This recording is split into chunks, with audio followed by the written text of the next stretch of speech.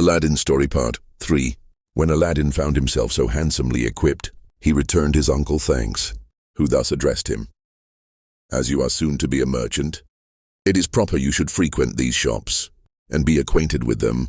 He then showed him the largest and finest mosques, carried him to the khans or inns where the merchants and travelers lodged, and afterward to the Sultan's palace, where he had free access, and at last brought him to his own khan, where, meeting with some merchants he had become acquainted with since his arrival, he gave them a treat to make them and his pretended nephew acquainted. This entertainment lasted till night. When Aladdin would have taken leave of his uncle to go home, the magician would not let him go by himself, but conducted him to his mother, who, as soon as she saw him so well dressed, was transported with joy, and bestowed 1,000 blessings upon the magician. Early the next morning the magician called again for Aladdin, and said he would take him to spend that day in the country, and on the next he would purchase the shop. He then led him out at one of the gates of the city, to some magnificent palaces, to each of which belonged beautiful gardens, into which anybody might enter. At every building he came to, he asked Aladdin if he did not think it fine, and the youth was ready to answer, when anyone presented itself, crying out, "Here is a finer house, uncle, than any we have yet seen." By this artifice the cunning magician led Aladdin some way into the country, and as he meant to carry him further, to execute his design, he took an opportunity to sit down in one of the gardens, on the brink of a fountain of clear water, which discharged itself by a lion's mouth of bronze into a basin.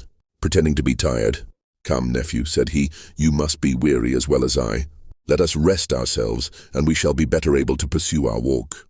The magician next pulled from his girdle a handkerchief with cakes and fruit, and during this short repast he exhorted his nephew to leave off bad company, and to seek that of wise and prudent men, to improve by their conversation. "For," said he, "you will soon be at man's estate, and you cannot too early begin to imitate their example." When they had eaten as much as they liked, they got up, and pursued their walk through gardens, separated from one another only by small ditches, which marked out the limits without interrupting the communication. So great was the confidence the inhabitants reposed in each other.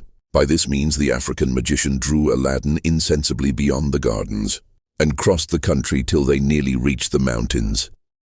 At last they arrived between two mountains of moderate height, and equal size, divided by a narrow valley, which was the place where the magician intended to execute the design that had brought him from Africa to China. "We will go no further now," said he to Aladdin. "I will show you here some extraordinary things, which, when you have seen, you will thank me for. But while I strike a light, gather up all the loose dry sticks you can see, to kindle a fire with." Aladdin found so many dried sticks that he soon collected a great heap. The magician presently set them on fire, and when they were in a blaze threw in some incense, pronouncing several magical words which Aladdin did not understand. He had scarcely done so when the earth opened just before the magician, and discovered a stone with a brass ring fixed in it. Aladdin was so frightened that he would have run away, but the magician caught hold of him, and gave him such a box on the ear that he knocked him down. Aladdin got up trembling, and with tears in his eyes, said to the magician, "What have I done, uncle, to be treated in this severe manner?" "I am your uncle," answered the magician. "I supply the place of your father, and you ought to make no reply. But, child," added he, softening, "do not be afraid, for I shall not ask anything of you, but that you obey me punctually. If you would reap the advantages which I intend you, know then that under this stone there is hidden a treasure, destined to be yours, and which will make you richer than the greatest monarch in the world. No person but yourself is permitted to lift this stone or enter the cave. So you must punctually execute what I may command, for it is a matter of great consequence both to you and me." Aladdin, amazed at all he saw and heard, forgot what was past, and rising, said, "Well, uncle, what is to be done? Command me, I am ready to obey." "I am overjoyed, child," said the African magician, embracing him. "Take hold of the ring and lift up that stone." "Indeed, uncle," replied Aladdin, "I am not strong enough. You must help me." "You have no occasion for my assistance," answered the magician. "If I help you, we shall be able to do nothing. Take hold of the ring and lift it up. You will find it will come easily." Aladdin did as the magician bade him, raised the stone with ease and laid it on one side. When the stone was pulled up, there appeared a staircase about 3 or 4 feet deep, leading to a door. "Descend, my son," said the African magician. "Those steps, and open that door. It will lead you into a palace, divided into 3 great halls. In each of these you will see 4 large brass cisterns placed on each side, full of gold and silver. But take care you do not meddle with them. Before you enter the first hall, be sure to tuck up your robe, wrap it about you, and then pass through the second into the third without stopping. Above all things, have a care that you do not touch the walls, so much as with your clothes, for if you do, you will die instantly.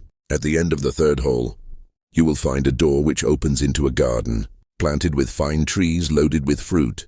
Walk directly across the garden to a terrace, where you will see a niche before you, and in that niche a lighted lamp. Take the lamp down and put it out.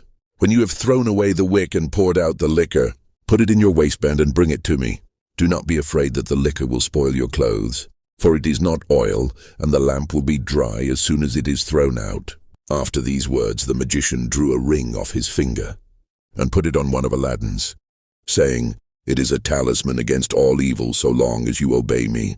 Go therefore boldly, and we shall both be rich all our lives."